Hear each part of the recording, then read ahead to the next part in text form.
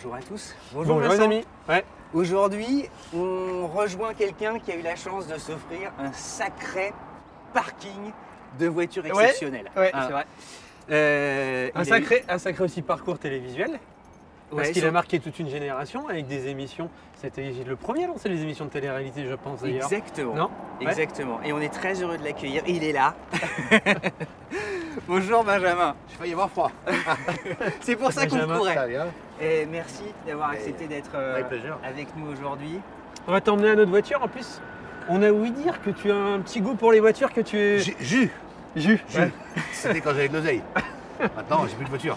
Tu Ouais. vas tout nous raconter. Tu vas nous tout faire la raconter. liste du Père Noël des voitures. Et c'est la première fois. Tu connais ça? Alors, je connaissais même pas la voiture. Ouais. Ça me C'est fait penser un peu à la voiture qu'il y avait dans Scooby-Doo, Ouais, mais en c'est ça. version ancienne. Mais en fait, l'ancienne, c'était le van. combi. Exactement. Ah ouais. Et ça, c'est un Volkswagen ID Buzz. C'est la version électrique, c'est le nouveau. C'est le donc nouveau écolo.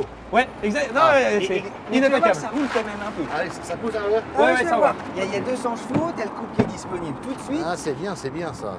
Allez, C'est bien. Allez go, on Allez, t'emmène, allez, on go. t'embarque. Ah, pas mal ça. Pour la famille, c'est pas mal. ouais, pour la famille, honnêtement, c'est vraiment très bien. Et ça a vraiment la patate. C'est comme c'est une électrique. Allez, on est Voilà. en route avec toi, je sens qu'on va se marrer. Alors, sans bord avec Benjamin Castaldi. Allez, c'est parti mon kiki. Hop, roulons. Benjamin, trêve de plaisanterie, on rentre direct dans le vif du sujet. Rentrons. Tu as eu de superbes bagnoles, tu nous le disais dans l'intro. Tu as eu Ouais. quoi? J'ai eu, écoute, Tout ce qui est- quand j'étais tout petit, mon rêve absolu, ça a été de m'acheter une Porsche. Ok. Parce que pour moi, Porsche, c'est une des références automobiles pour moi, voilà. Pour plein de raisons. Le moteur, arrière central, le châssis, tout ça, bon bref. Et donc je m'étais dit, un jour, si je réussis, si j'ai la chance d'avoir un peu d'oseille, je m'achèterai une Porsche. Donc quand j'ai touché mes premiers cachets de télévision, enfin pas les premiers parce que c'était dégueulasse, mais quand j'ai commencé à gagner ma vie à la télé. Le premier, il a eu une Burago.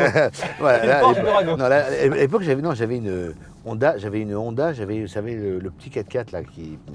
HRV. Exactement, HRV. Parce que j'ai en mémoire toutes mes bagnoles de toute ma vie. Hein.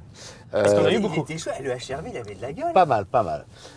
Et donc, quand j'ai commencé à bien travailler en télé, j'ai été m'acheter ma Porsche et je me suis fait un kiff, je suis rentré chez le concessionnaire.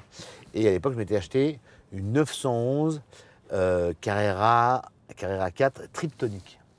Très mauvaise boîte de vitesse. C'était un peu lent. C'était raté. Ouais, ouais, c'était raté. c'était- C'était pas du tout, c'était pas la boîte séquentielle qu'on connaît maintenant. Bref.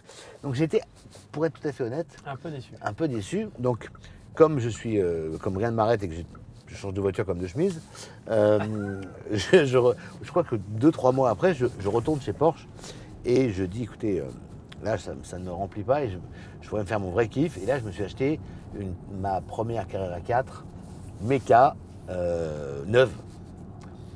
J'étais comme un fou. Donc ouais, bonheur d'enfant, c'est un truc de fou. Voilà, bah, à l'époque, j'avais 26 ans, Ouais, c'est 27 ans. Quand tu as 27 ans, que tu as une Porsche, t'es Ouais, t'es un môme, quoi. T'es Ouais, le voilà. roi du monde. T'es roi du monde. Et donc voilà, donc ça c'était ma première Porsche. Et puis après, comme j'ai eu la chance de beaucoup travailler très vite, j'ai enchaîné. J'ai acheté un Z3M coupé qui était très drôle à conduire. J'ai acheté. Tu l'aurais gardé, tu aurais fait beaucoup de sauce. Hein. Je sais, mais alors, ne parle pas de ça parce que quand je vais te dire toutes les bagnoles que j'ai eues, si je les avais gardées, j'aurais gagné au loto. Hein. Donc, L'interview pendant une heure. Tu aurais dû la garder, t'aurais dû la garder. donc j'avais une Z3M coupée que j'aurais dû garder, ça on est tous d'accord. Ouais. J'ai eu le V12 Ferrari avec le capot long, dont j'ai mis le modèle, je crois que c'est la 500, la 480. 612 Caglietti, non, c'était pas ça. Alors, Ah. la 612 c'était la 4 places, moi j'étais une 2 places. 512 TR. Un monstre. Tu avais un trou dans le capot là. Magnifique. Ok. Magnifique. Donc ça je l'ai. Tu l'avais, quelle couleur tu l'avais? Alors comme je suis un abruti, comme je la voulais tout de suite, je l'avais acheté Bordeaux. Ah oui. Quand je suis sorti du magasin, tout le monde m'a dit mais t'es le seul connard sur terre qui achète une Ferrari Bordeaux. C'est-à-dire que c'est une couleur qui n'existe même pas dans le catalogue. Donc j'ai dû. Et en plus, ça t'a coûté plus cher. Ouais, parce donc, que- donc j'ai dû la repeindre en gris. Mais tu l'as gardé longtemps, tu l'as gardé quoi? Très- Un an, en fait- 6 mois? En fait, très peu, parce que la vérité, c'est que quand tu es connu. Alors, autant en Porsche, ça passe crème. Ouais. Et de toutes les voitures que j'ai eues, la plus incroyable, c'était la 911 Turbo S Ouais. 2. avec 680 chevaux, 712, 705 chevaux, je ne sais plus. C'était monstrueux. Dans Paris, ça ne chauffe pas. Sur l'autoroute, tu roules bien. Alors, je rappelle que la limitation, c'est 130, hein. Mais tu roules bien. Dans Paris, ça ne consomme rien. C'est ultra silencieux. Et quand tu appuies, ça hurle. C'est une voiture utilisable au quotidien. Voilà, exactement. Ce qui n'est pas le cas ni d'une Ferrari, C'est un délit. ni de la plus belle que j'ai achetée dans ma vie, qui est l'Aston Martin Casino Royale. Raconte-nous l'anecdote, parce que nous on la connaît, mais les gens la connaissent pas. Alors, il se trouve que j'ai été voir le film Casino Royale, et je vois le film qui est d'ailleurs au demeurant un très bon film, et dans cet épisode de James Bond, il y a cette bagnole absolument incroyable, avec une ligne de ouf, à l'intérieur de ouf, la petite montre Gégère Lecoultre, enfin mon tout dans le détail, voilà, la clé en cristal, enfin bref. Et, un bijou. Et Ça pour moi c'est le Graal ultime. Voilà, et je dis je veux cette voiture. Donc je sors, je suis sur les Champs-Élysées, il se trouve que le magasin Aston Martin il est juste en bas, à droite. Je crois qu'il s'appelle Avenue Montaigne, me semble-t-il. Ou un peu avant, je ne sais plus laquelle. Bref, et je rentre chez Aston Martin. Je dis bonjour monsieur, je voudrais une. J'en voudrais deux en Non, je voudrais une Aston Martin. Une Aston Martin Turbo Casino Royale. Et il me fait comment ça? J'ai dit comment ça? Vraiment, il me prend de haut ce mec. Il m'a énervé déjà. Donc je sors mon chéquier, je dis c'est combien la Aston Martin? Donc là, il s'est dit oui, non, il m'a dit non, mais sérieux. non, mais après, je pense que le mec lui a dit, vous savez, c'est M. Castaldi, donc là il a lâché. Ce qui est d'ailleurs nul, il a changé de ton. Et je pleure des heures, je dis mais je vous en supplie, c'est mon rêve d'enfant. Il me dit, vous savez, monsieur, je pense qu'il mentait pas trop, ou pas complètement, parce que ça, les vendeurs de bagnole, c'est beaucoup des menteurs, on ne va pas se mentir. Tu veux nous faire des copains Beaucoup de nous regardent. Non mais bon, certains sont des monuments. À défaut d'être des menteurs, sont des bonimenteurs. Voilà. Et il me dit, ah non mais monsieur Castaldi, le carnet de commande est rempli, c'est fini. Je dis, écoutez, je vous en supplie. En plus, je dis, je la finance pas, je la paye que mat. Et il me dit, mais monsieur Castaldi, ça m'arrange pas quand on la finance, je gagne plus d'oseille. Exactement, parce que bien sûr, j'allais dire. Tu touches sur le crédit. Bon, je prendrai un crédit si vous voulez. Bon. Et donc après moult négociations. Discussion. Tu l'as payé plus cher que le prix Non, normal. il me la vend, je la paye 380 000 balles. Et il me dit, par contre, vous l'aurez.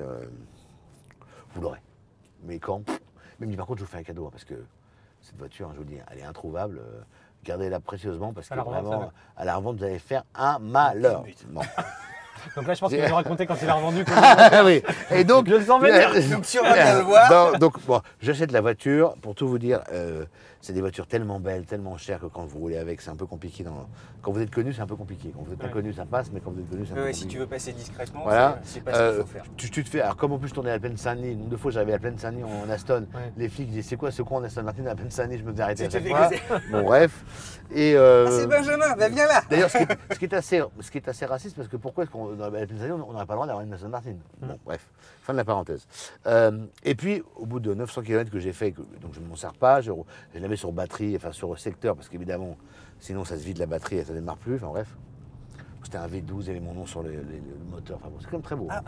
C'était raffiné. Ah oui, à 380 000 balles, on vous soigne quand même.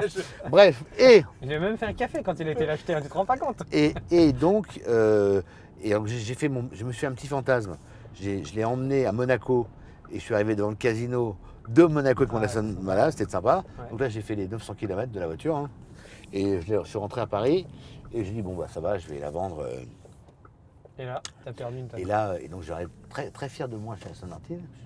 Je vois le monsieur en question et je dis, j'ai une bonne nouvelle pour vous. Je vous revends. Je vous fais une fleur. Je vous revends ma Casino Royale. Il fait, monsieur Castaldi. Ça se revend pas du tout. Je dis, ah bon? C'était le même mec. Le même mec, le même. Et il me dit, ah non. Mais attendez, il me dit, mais il n'y a pas de marché. Je dis, foutez de ma gueule. Je l'ai acheté il y a 12 mois. Il me dit, ah non, bah, si je vous la reprends, si je vous la reprends 120 000, c'est. Je dis, quoi? Bon. Donc là, bilan d'opération, j'ai perdu 200 000 euros. Et aujourd'hui, c'est le même qui va 1 million d'euros, je crois. Voilà. Donc je suis très bon en affaires, comme vous avez pu le constater. Donc voilà, donc j'ai eu ça, j'ai eu la Ferrari. Que j'ai pas gardé. J'ai eu une M5 que j'adorais, qui était monstrueuse. Moi, le M5, on l'a essayé. Le M5, c'était monstrueux. C'était génial. J'ai eu un X5M qui était incroyable. J'ai eu J'ai eu, ah si, j'ai eu un bijou pour s'amuser. J'ai eu une Cooper S John Works cabriolet. Ah, c'est super. Ouais, Boîte ouais, méca, super, ouais. ça c'est très drôle. Très très drôle. Mais raconte pour les gens, parce qu'à mon avis, beaucoup de gens ne le savent pas. Tu as un petit niveau quand même.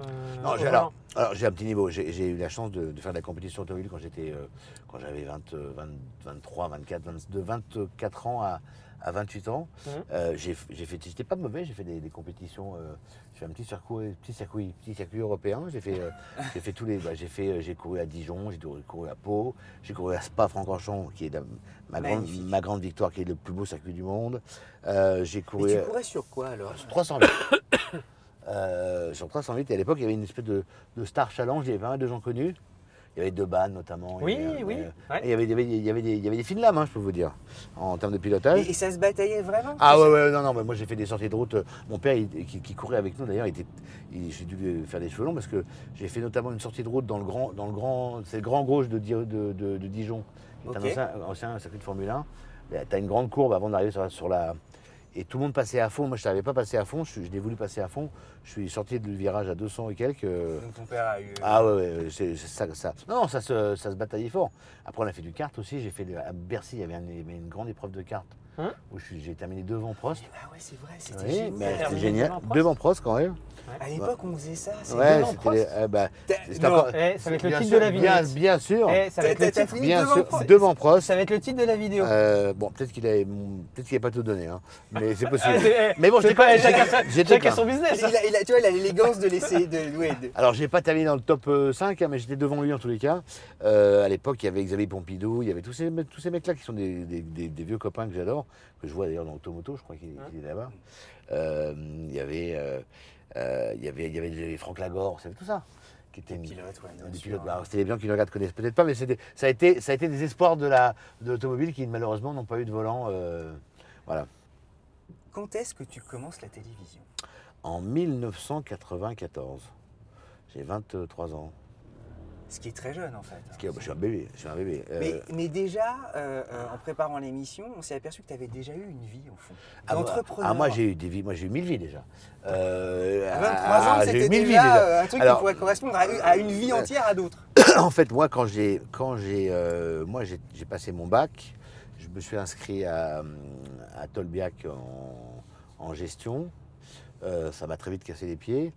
J'ai fait une première année, une deuxième année, j'ai passé mon DUG. Okay, Que j'ai eu. Ce qui est déjà Ouais, bien. voilà, bon bref.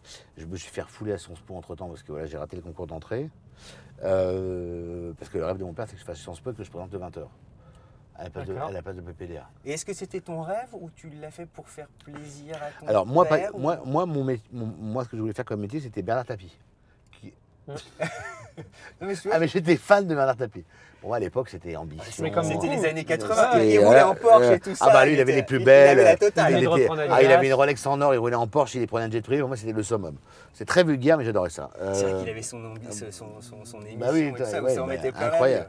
gueule. Et donc en fait moi à cette époque-là, je me retrouve à monter une boîte à 20 ans. Alors donc je suis en fin de DUG et je monte une boîte de livraison de repas qui s'appelait Fringale. En C'était fait, Deliveroo le nom est avant marrant, Deliveroo. qui était alors comme moi toujours, moi je fais toujours tout trop tôt. Donc à l'époque c'était un restaurant. C'était Deliveroo avec 25 ans d'avance. Ah ben j'avais 25 ans d'avance, Avec c'était les un. femmes, ça doit être cher, non Ouais, c'est ça, ouais, sauf que là ça me coûte de l'oseille. Mais j'avais un restaurant qui était un des premiers restaurants où on faisait aussi bien des pizzas que des pâtes, que du poulet, que du sushi, du sashimi. On avait une carte énorme.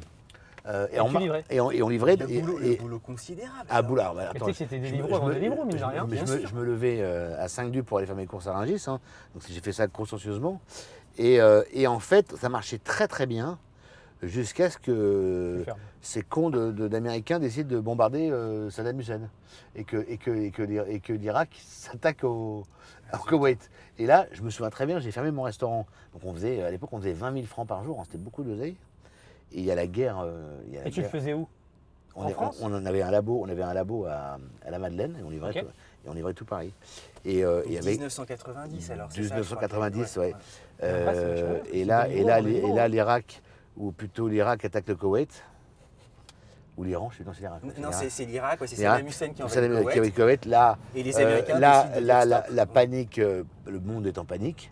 Je rappelle qu'à l'époque, ils nous avaient vendu que l'armée de Saddam Hussein était la 3e armée du monde. En fait, il n'y avait rien. On surestime parfois C'est comme les Russes, ils avaient rien dans le Quelque part, sac. tant mieux. Quelque part, tant mieux.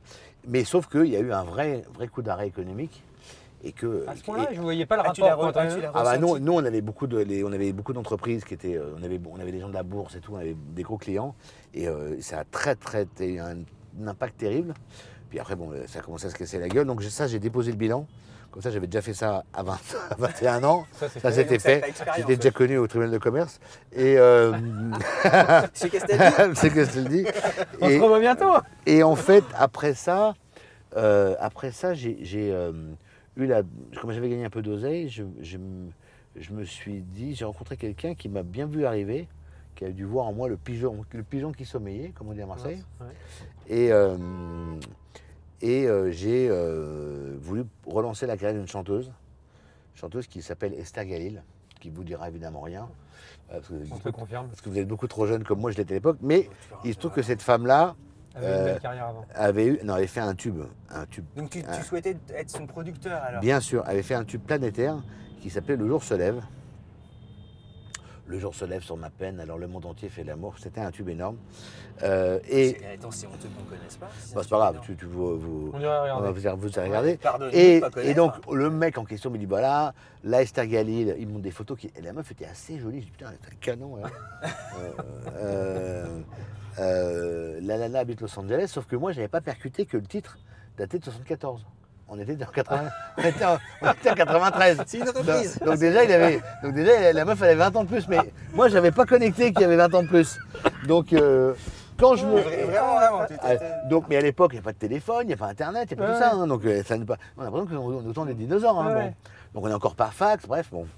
Et je décide Donc, je l'ai au téléphone, une belle voix grave, bien suave et tout, magnifique. Et je décide de dire, bah voilà, je vais partir à Los Angeles pour produire Esther Galil. Parce qu'elle avait quand même des titres à l'époque, elle avait des titres avec les Guns N' Roses, avec Billy Steinberg qui était le... Ah oui, donc c'était solide. Oui, avec Billy Steinberg qui était l'auteur de Cyndi Lauper qui avait fait notamment True Colors. Donc il y avait un peu de... Si tu veux, l'escroquerie était bien enrobée. La sauce était bien La sauce était propre. Ça présentait bien. Ça présentait bien. Donc je me vois la partie à Los Angeles. Mais tu n'avais pas peur, mine de rien, de changer de business, de tester? Pas du tout. Moi, en fait, à l'époque, dès que tu me disais... C'est comme les poissons, c'est con les poissons. Dès que tu leur mets un appât un peu bon, ils foncent dessus. Donc moi, tu mettais un appât en me disant que j'avais gagné de l'oseille, je fonçais dessus, comme un abruti. Celui-là. Attendez, voilà. Bon, et me voilà partir à Los Angeles, donc je m'installe évidemment dans un hôtel. Et alors là-bas, sachez que les mecs avec qui j'ai beaucoup travaillé dans ma carrière, il n'y a pas pire à bosser que les ricains.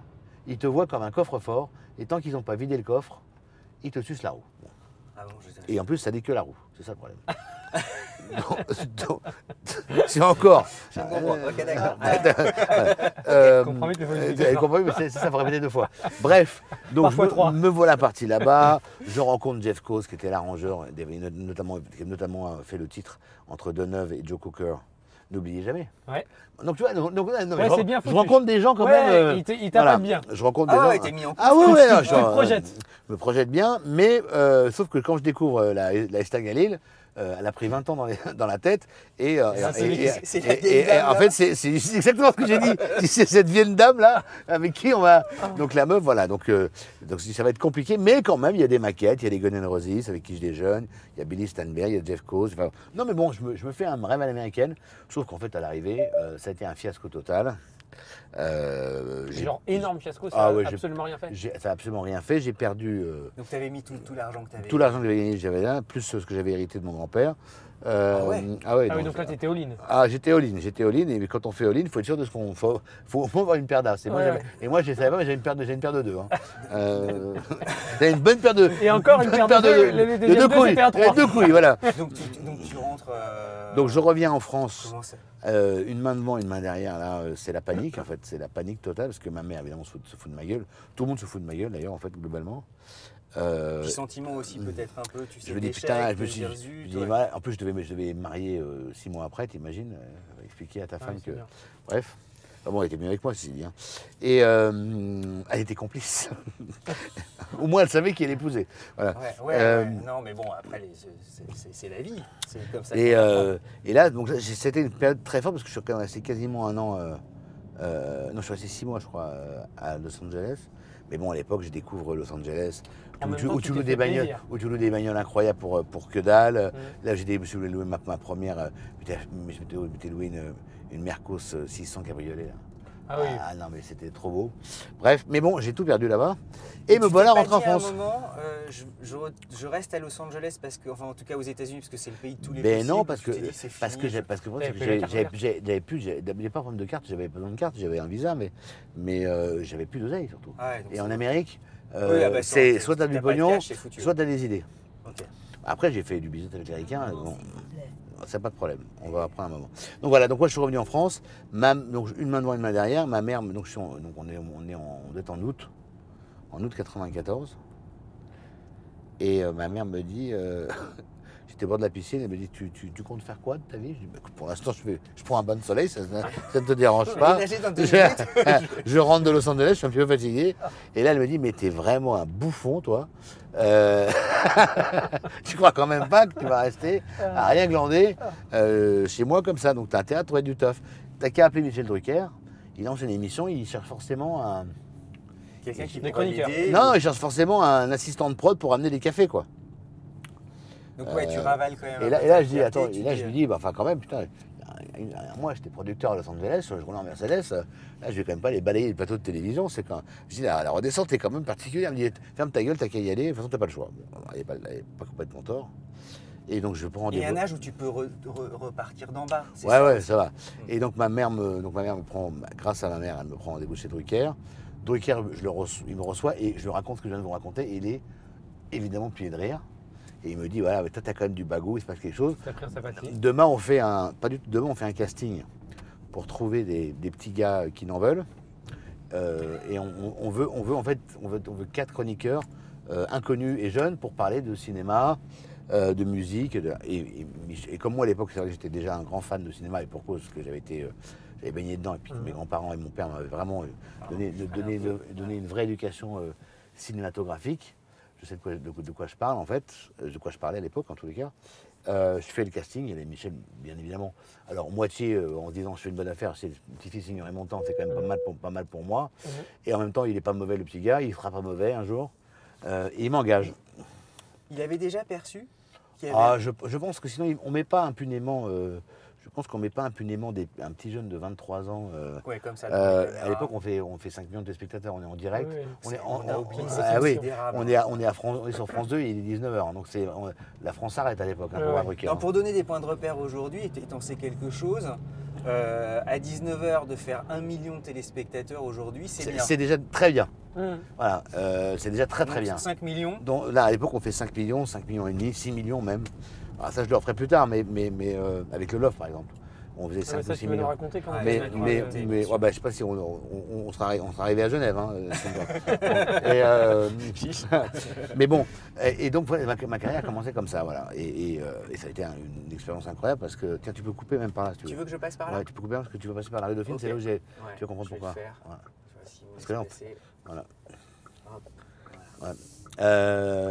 Donc tu te lances chroniqueur avec Drucker. Et ben, quand je commence à être chroniqueur, j'habite dans ce quartier où on est là. On va y arriver. On va y arriver dans un moment parce que là on va passer. Là on est rue de Seine, je crois. Oui. Non, on est rue de Bussy. On va prendre la rue Dauphine, qui est la rue où j'habitais quand j'avais de 4 à 13 ans.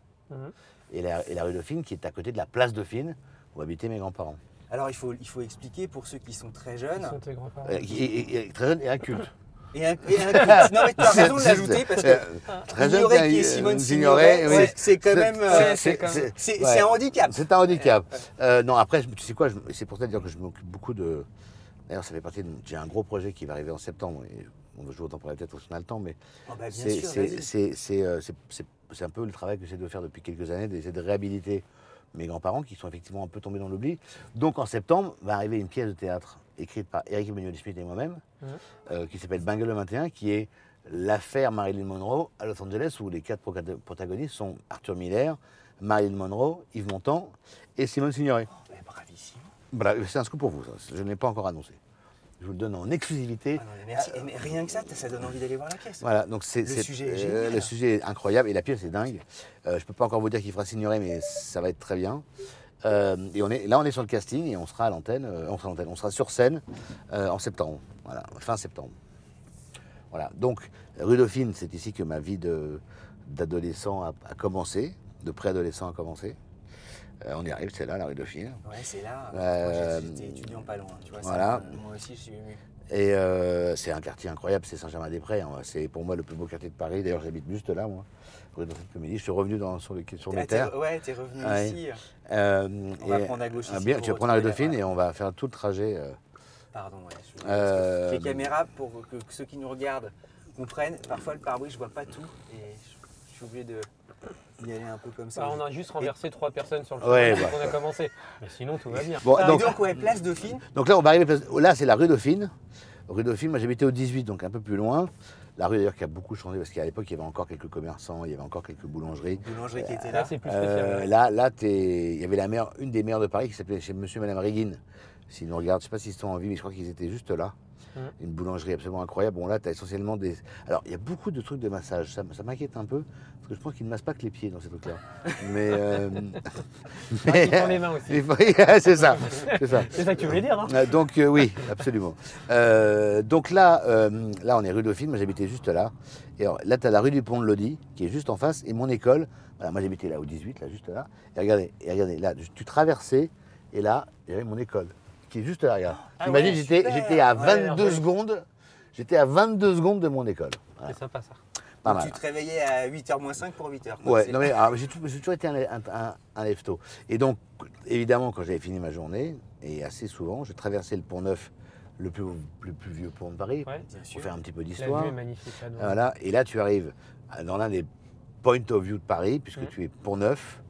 À gauche, tu as le Louvre. À droite, tu vas vers et la conciergerie et surtout vers Notre-Dame, là, dans la place Dauphine. Et quand j'étais petit, donc je traversais le Pont Neuf et j'arrivais là, dans cette place mythique qui est la place Dauphine, en fait assez peu connue, hein, parce qu'en fait, il faut Elle rentrer. est magnifique cette place. Et voilà, et là, elle est super très honnêtement, je ne la connaissais pas. Et voilà, donc tu vas rentrer là, on va aller voir avec les caméras d'ailleurs. En fait, j'attends que derrière, ils puissent savoir où on est. Et là, tu es vraiment dans un des plus bels endroits de Paris, parce que tu es au kilomètre zéro quasiment de Paris, puisque Notre-Dame est pas très loin. Et juste derrière. Et voilà. Et donc moi j'ai habité très longtemps au 27 place Dauphine, juste là. Alors les gens, on va pas y rester très longtemps, parce que les gens se rendront pas compte, on n'a pas de caméra dehors pour filmer. C'est une des plus jolies places de Paris si vous venez, place Dauphine, assez méconnue. Donc tu as fait tes premiers pas chez Drucker. Voilà, ta carrière, elle se lance très fort à l'époque, si je dis une bêtise. De Love Story, comment ma carrière, elle se lance. Non, mais ma carrière, en fait, elle est déjà bien lancée avec Drucker parce que forcément. C'est une très belle vitrine. Belle vitrine. Entre-temps, j'ai une émission à moi sur la. J'ai une émission à moi sur la 6, sur la 5, pardon, que j'adorais faire, qui s'appelle L'étoffe des ados, mais on n'a pas le temps d'en parler, où j'allais dans tous les lycées de France à la rencontre des élèves et des professeurs. Et une émission très en avance sur son temps, où on devait parler, les mômes et les profs, de leurs problèmes, de leurs engagements, de leurs passions, ce qui était pas une bonne idée. Et ça, c'est quoi? C'est au début des années 2000 alors? On est en 98-99, je pense. Voilà, après, je fais une émission sur France 2 qui s'appelait... une émission sur l'humour.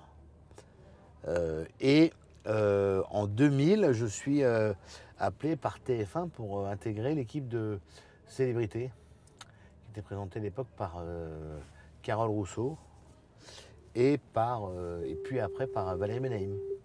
Okay. Voilà. Donc là, je suis... pour repartir, il faut que tu repasses dans 2 minutes là-bas. Ouais, je vais faire là. J'ai plein de monde derrière moi. Et en fait, quand je suis à Célébrité, là, je suis contacté par... et ben voilà les gars, on est parti. Je suis contacté par Europe 1, donc je commence sur Europe 1 et je fais de très belles interviews entre 15h et 16h. Ça t'a plu la radio par rapport à la télé? J'ai adoré, vraiment adoré. Et c'est à cette période-là qu'on me propose, d'intégrer M6. Et moi, on me reçoit. Moi, je veux évidemment devenir animateur sur M6, mais on parle d'un projet qui s'appelle Love Story. Et je leur dis, ouais, non, mais votre truc, la Love Story, je vais vous le faire, ça, d'accord, mais ce que je veux surtout, c'est à la rentrée, je veux faire un truc qui marche, quoi, un truc un peu, voilà, un truc un peu dense. Un truc un peu bankable, ouais. J'avais encore du pif, tu vois, comme j'avais du pif. Voilà. Donc, et je pense que je vais faire une émission qui va pas du tout bouleverser ni le PAF, ni mon. T'étais sérieux Love Story? Ah, pas du tout. C'est la première émission de Oui, télé-réalité en France. les mecs, rappelez-vous qu'à l'époque, on n'a pas les réseaux. Gigantesque. Non, mais on n'a pas les réseaux. Un carton incroyable. Internet, ça, on l'a, mais bon, c'est pas dingue. Il fallait savoir que c'était un phénomène et comment mesurer un phénomène à l'étranger quand t'as pas les réseaux. C'était nouveau, mais bien sûr. Mais donc, alors, on savait que ça faisait des scores très forts, mais on n'avait aucune idée si ça allait marcher en France. Si ça allait marcher en France et du raz-de-marée social que ça allait faire. Ouais. Parce que la vraie force la vraie force du Love, ça a été le bouleversement social que ça a eu sur la société. C'est-à-dire que tout le monde parlait de Secret Story et on parlait de nous jusqu'à l'Assemblée nationale. C'est-à-dire que c'était vraiment devenu quelque chose de... Un phénomène de société. Non, pour l'époque, ceux qui ne l'ont pas vécu, vécu, c'était un phénomène de société. Et donc voilà, moi j'ai eu la chance de faire ce programme-là, j'ai eu la chance d'être très protégé parce que comme il n'y avait pas les réseaux et qu'il n'y avait pas Twitter et qu'il n'y avait pas toutes ces choses-là, moi je me suis pas vraiment rendu compte de l'ampleur que ça prenait. Et qui était immergé par le travail. J'avais Europe 1, l'après-midi, donc je me levais à 6h du matin pour lire un bouquin. Tu vois, quand je reçois François Giraud, faut quand même que je potasse un peu le dossier. Alors, je passais de François Giraud le matin à Loana le soir. Ça fait un peu le grand écart intellectuel, mais bon, ça m'a permis d'avoir une certaine souplesse de réflexion. Non, puis s'adapter et puis d'apprendre. Et voilà, et c'est devenu, voilà, ça a été un raz-de-marée absolument considérable, couronné par un 7 d'or d'ailleurs. À la dernière cérémonie des 7 d'or. 7 d'or, pour ceux qui ne connaissent pas, c'est le meilleur animateur. C'est César des alors on l'a vu pour la meilleure émission de l'année en fait. On l'a vu pour la meilleure Comment émission. Comment tu as vécu? Parce que là, d'un coup, tu étais en termes de notoriété, tu me dis si je dis une bêtise, hein. C'est un bond en avant, tu es devenu l'icône d'un phénomène de société. Ouais, mais j'étais le véhicule d'un phénomène. Donc j'étais certes l'animateur, mais je n'étais que très peu responsable du succès du programme. J'avais la chance d'être dedans, parce que c'était moi ou ma soeur, c'était pareil, quoi. Donc globalement, j'incarnais le programme. J'ai fini par incarner le programme, mais je n'étais pas celui qui était le phénomène du programme. Mais tu as eu un bond de notoriété quand même. Ah, mais non, énorme. pas un bond de notoriété. Je suis passé de la classe éco à la première classe sans passer par la case surclassement. Ça va, tu l'as bien vécu? T'as pas eu de... Non, mais là, encore une fois, j'avais beaucoup de travail, j'étais très bien entouré, il n'y avait pas les réseaux, donc ça m'a permis de garder la tête froide quand même. Ma mère, elle était un peu dans le...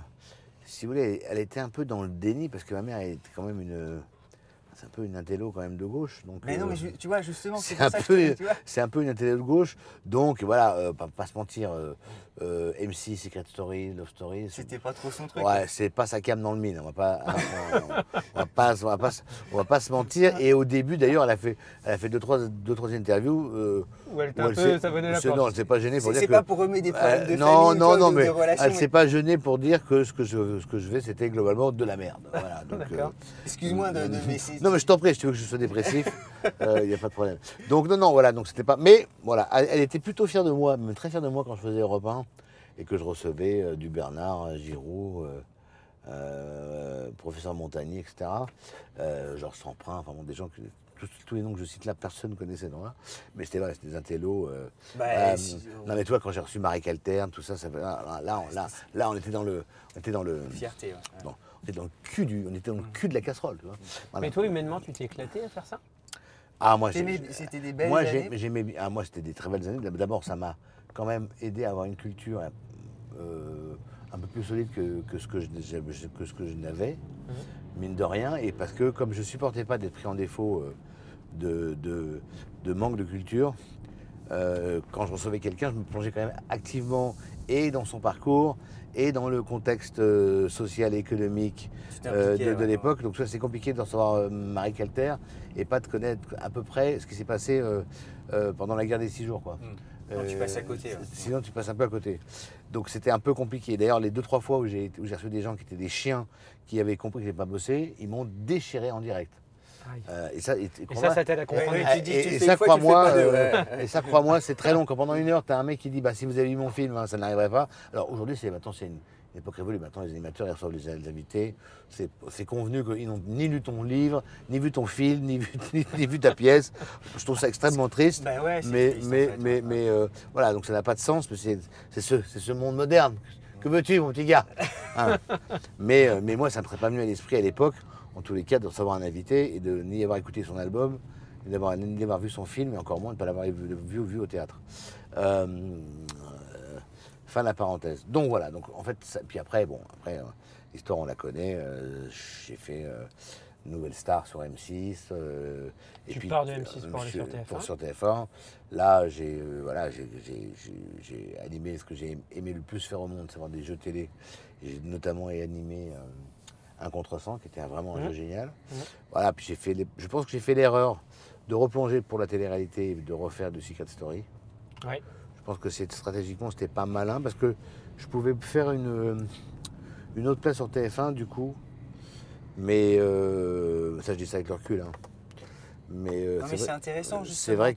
C'est vrai que je me serais cantonné à faire ce que j'étais venu faire, à savoir du divertissement, etc. Tu aurais probablement duré. J'aurais probablement dû. En tout cas, je ne me serais pas. En tous les cas, très vite quand même, Secret Story, on ne va pas se mentir, TF1, il le faisait en se bouchant le nez. Donc, s'il se bouche le nez, c'est-à-dire que tu sens la merde. Et quand tu sens la merde. Et ça rejaillit aussi. Voilà, donc c'est sûr que c'était compliqué.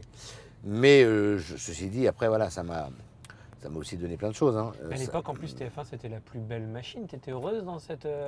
C'était le Graal. Ça la reste toujours d'ailleurs. Ouais, enfin là, c'est une première chaîne d'Europe quand ils font 11% en prime. Excuse-moi. Moi, je sais pas moi, je serais les patrons, je commencerai à me poser des questions. Mais à l'époque, c'était le Graal, c'était le sommet, c'était le grand TF1. Moi, j'ai connu TF1 sur la fin d'été de Moujotte. Si tu faisais pas 45 ménagères, en tout cas 40 ménagères et 30 individus, c'était pas la peine ton badge de désactiver. Hein. Ah oui, ce matin, c'était le Graal du Graal. C'est le Graal du Graal. Et c'est vrai, tu avais cette tour, c'était tout le symbole. Vous arrivez là-bas, avec la tour. Non, mais c'était network. Hein. Bien sûr. Puis une machine de résultats, en fait. En tout cas, à l'époque, le groupe fonctionnait bien, tout était bien. Au moins, à l'époque, ils faisaient la télévision. Maintenant, quand tu vois ce qu'ils font, et c'est valable pour toutes les chaînes, il n'y a plus de prise de risque. Mais, pas Internet, pas Netflix, pas tout ça, les gars. Ouais, mais ça, tu sais quoi, alors, je vais te dire. C'est un cache-nez ou un faux-nez, comme tu veux. Ouais, tu considères ça comme. Comme par hasard en télé, quand il y a un événement qui se passe quelque chose, alors c'est pas pour plaider pour mon paroisse, mais Cyril, il continue de faire 2 millions de gens par jour. T'as beau avoir Netflix et tout ça, les mômes ils sont chez nous. Hein. Donc s'ils savent qu'ils vont trouver, parce qu'ils viennent chercher en tous les cas, il se passe un truc. La Coupe du Monde là, au Qatar, ils avaient annoncé que ça a été un fiasco, ça a fait 25 millions de spectateurs. Hein. Donc non, c'est pas vrai ça. Ah oui, il y a moins de place pour de la merde et pour de la boîte. En fait, la boîte n'a plus cours en télévision. Voilà. Okay. Tout ce que tu peux voir. Et c'est vrai que les fictions, alors tu as France 3 qui est très bon sur les yeux, mais TF1, tu vois, dès qu'ils font des fictions un peu basiques, un peu moyennes, ou qu'ils achètent des fictions américaines, mais ça marche pas du tout. Tu as 1000 fois mieux sur les plateformes. Et quand tu offres une offre, c'est le cas de dire, quand tu offres une offre qui correspond à la télé, tu vois, le Reichmann, ça fait 15 ans qu'il a son jeu, il n'a jamais fait autant de pourcentage et de part de marché. Donc c'est pas un problème de plateforme. Ok, non mais tu vois, j'ai entendu l'argument. C'est un problème de contenu. Okay. Et qu'effectivement, quand aujourd'hui on propose un bêtisier d'image, il n'y a aucune urgence à aller voir ça sur TF1, aucune. Tu vois, t'es battu par YouTube. Donc, si tu as des émissions, aujourd'hui, je suis désolé, la télé, ça doit être de l'événement, quel que soit l'événement d'ailleurs, mais à différents niveaux. Mais un événement, il faut qu'il se passe un truc. D'ailleurs, tu vois bien, regarde, France 2, Léa Salamé, ça marche pas mal, tu vois, c'est un événement, c'est un contenu. Cyril, ça marche pas mal. Quotidien aussi, ça marche pas mal. Tu pourrais pas avoir Quotidien ou Cyril sur une plateforme. Tu pourrais, mais c'est plus compliqué. Il faut allumer la patine. Voilà. Donc c'est en ça que la télévision, pour moi, n'est pas du tout périmée et il y a encore quelques belles heures devant. Mais il faut qu'il se passe quelque chose, quoi. C'est pour voir un truc. Mais tu sens pas qu'il y a une génération que tu vois, les gamins de moins de 25 ans, pour eux, la télé, ça leur parle plus. Je dis ça parce qu'on a tous des enfants. Non, c'est pas vrai. Non, mais la consommation. Après, j'ai l'impression qu'ils ne regardent plus la télé. Non, mais ils la regardent sur les tablettes. Mais même moi, je regarde MyCanal, je l'ai sur mon iPad, je l'ai sur mon téléphone. Alors concrètement, je passe moins de temps devant ma télé, devant l'objet télévisuel. Mais on regarde encore la télévision. Simone Signoret, yes. ta grand-mère, on a abordé la chose. Il y a évidemment cette pièce qui va arriver. Ouais. Bague de 21, ouais. Pour toi, elle représente. Tu as vécu avec elle et tout ça? Vécu, non. Mais j'étais extrêmement proche d'elle puisque j'étais... immense actrice, enfin, tu vois, moi j'en parle avec mais tu vois, dans les choses que j'ai déjà exprimées et que je regrette, c'est qu'elle est morte à un âge où je n'avais pas du tout pris la mesure ni pris conscience de l'incroyable actrice que c'était, de l'incroyable parcours qu'elle avait eu et de l'incroyable vie qu'elle avait menée. Parce que malheureusement, mais je le redis à chaque fois, elle est morte quand même à 63 ans. C'est-à-dire que... Eh ben oui. Elle est morte extrêmement jeune. C'est-à-dire qu'aujourd'hui, ma mère elle a 75, t'imagines. Mon père en a 78. Et moi, je me rapproche quasiment à 10 ans près. Dans 10 ans, j'aurai l'âge qu'avait ma grand-mère. Donc ça me fait un... C'est-à-dire que... Donc, ça rejoint cette parabole. Et d'ailleurs, le thème de la pièce, c'est que ma grand-mère, si tu veux, quand il y a eu l'affaire Marilyn et que son mari l'a trompée, ce qui n'était à mon avis pas la première fois, mais en tout cas, la tromperie la plus connue au monde. Parce que quand tu trompes ta femme avec Marilyn Monroe, ça passe pas inaperçu, forcément. C'est beaucoup. C'est beaucoup. J'allais dire une connerie, c'est sympa comme souvenir, mais pas forcément. Voilà, donc si tu veux, je pense que ma grand-mère a devancé l'appel de l'âge et a fait de l'âge un argument commercial. C'est-à-dire que je pense que ma grand-mère était vieille à 55 ans. C'est-à-dire quasiment à mon âge. Moi, j'ai 50, je vais avoir 53 ans. Mais quand tu vois les films de ma grand-mère, quand tu vois La Veuve Coudert, elle a 55 ans. Quand tu vois le film, tu penses qu'elle a 108 ans. Quoi. Oui, c'est vrai, oui, elle fait... donc, si tu veux, et ma grand-mère, à la limite, ma grand-mère, alors peut-être elle pourrait plus être vivante, parce que là, elle est née en 21, donc là, elle aurait 102 ans, c'est compliqué. Mais elle aurait pu vivre jusqu'en 2010, tu vois. Elle aurait pu vivre jusqu'à 80 ans. 80 ans, c'est l'âge de mon père, donc c'est pas non plus canonique. Et donc, c'est un super hommage que tu vas lui rendre là, avec... Je vais mais aux deux, parce que mon temps aussi, je l'ai connu plus longtemps, parce qu'il est mort, j'avais 21 ans, mais... Vous aviez de bons rapports ou pas? On était extrêmement proches, extrêmement proches. Ce qui est marrant, c'est que vous avez l'impression d'être une famille très soudée, ou moins. J'ai l'impression que dans les médias, tu parles souvent de ta famille. On a été très soudés jusqu'à ce que ma grand-mère meure. Après, il y a eu quelques anicroches médiatiques. Oui, on était un clan en tous les cas. Oui, c'est ce que j'allais dire, le mot clan. On était un clan, C'était une famille qui a compté, dont on entend toujours beaucoup parler en fait. Non, moi, je suis le seul qui encore fasse un peu, qui ravive un peu la bougie, la bougie de tout ça, mais enfin, la flamme en tous les cas. Mais non, moi je suis très fier, mais tu vois, je travaille à essayer de... Là, je travaille sur une comédie musicale, sur mon temps, et sur cette histoire de Hollywood. Je vais essayer de créer un truc autour de, un peu à la Land, un peu. J'ai beaucoup de projets. T'as des jolis projets en plus. Ouais, j'ai travaillé. J'ai demandé à Pascal Obispo de réfléchir à si vous voulez pas faire des musiques. C'est top. Ouais. Voilà, donc. Mais t'es très entrepreneur, c'est-à-dire que dès ton plus jeune âge, et aussi ce que tu dis pas, c'est que tu avais des maisons de production aussi. Que oui, tu mais j'ai toujours. Mais là où je vous parle, j'ai une série télé qui est en écriture. Ouais. J'ai cette pièce qui arrive. J'ai la comédie musicale que j'aimerais bien essayer de faire avancer. J'ai beaucoup de choses. Puis bien sûr, j'ai TPMP. Non, j'essaie de me bouger un peu le cul. Hein. Oui, on te voit sur TPMP très régulièrement. Tu animes même des primes. Je remplace Cyril de temps en temps. Ça me va bien d'ailleurs. Ça te plaît toujours? Tu as toujours ce même engouement pour la télé? J'ai la chance de me marrer tous les jours en direct. Ouais. Honnêtement, je suis dans l'émission qui cartonne le plus en ce moment. Donc je suis assez, je suis content. Après voilà, de temps en temps j'aimerais bien avoir mon émission à moi et être un peu le, voilà. Mais après j'ai été numéro 1, là je suis plus numéro 1 et peut-être dans un numéro 1. c'est pas, la vie n'est pas un long fleuve tranquille. On a une petite question, on a une petite question rituelle. Si on te donnait une baguette magique, qu'est-ce que tu ferais plutôt qu'est-ce que je ne referais pas? Tu as le droit à 2 questions. Qu'est-ce que tu ne referais pas et qu'est-ce que tu ferais aujourd'hui? Qu'est-ce que je ferais? Je veux dire franchement, qu'est-ce que je ferais? Je n'en sais rien, parce que ce que je ferais, c'est ce que je vais faire. Ce que tu vas faire. Donc voilà, donc je sais ce que j'ai entrepris beaucoup de choses. C'est super, donc tu vois. Donc voilà, donc j'ai pas besoin de baguette magique. Qu'est-ce que je ne ferais pas? Je pense que je ferais pas. Peut-être que je ferais pas Secret Story, ouais. Peut-être que j'aurais raisonné beaucoup plus en termes de carrière.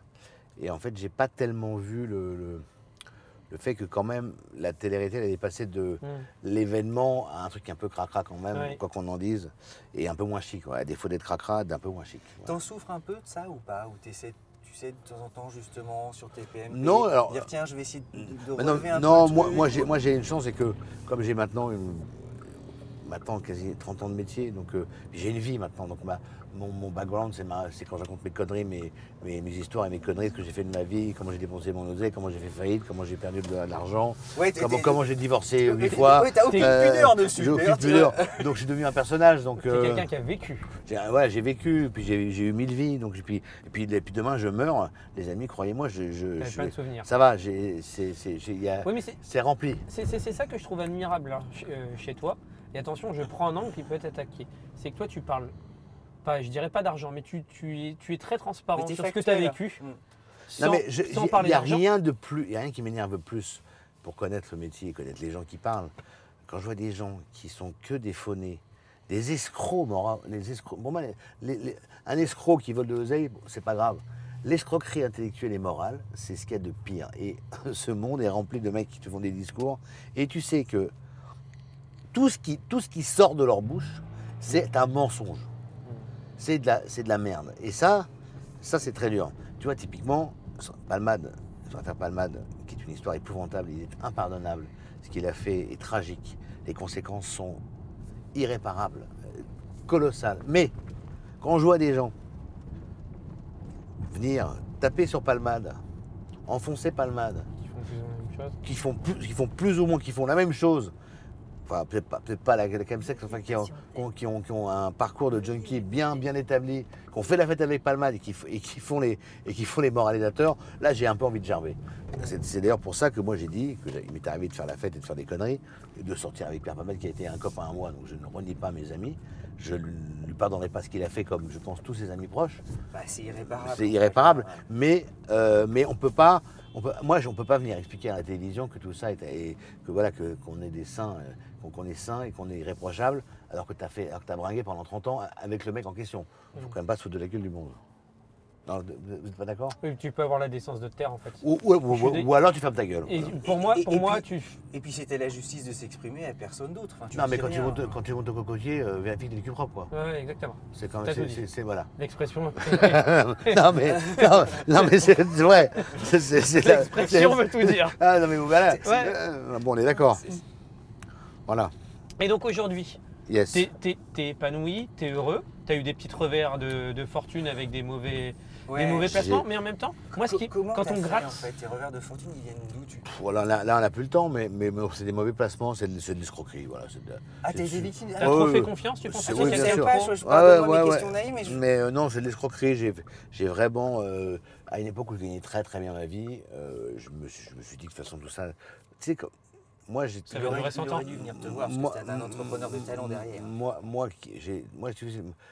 La chance que j'ai eue, et quelque part la malchance, c'est que moi je suis né dans le cul dans le beurre, donc avec la petite, comme on dit, avec la petite dans une famille à l'abri. Donc si tu veux, moi l'argent, ça va.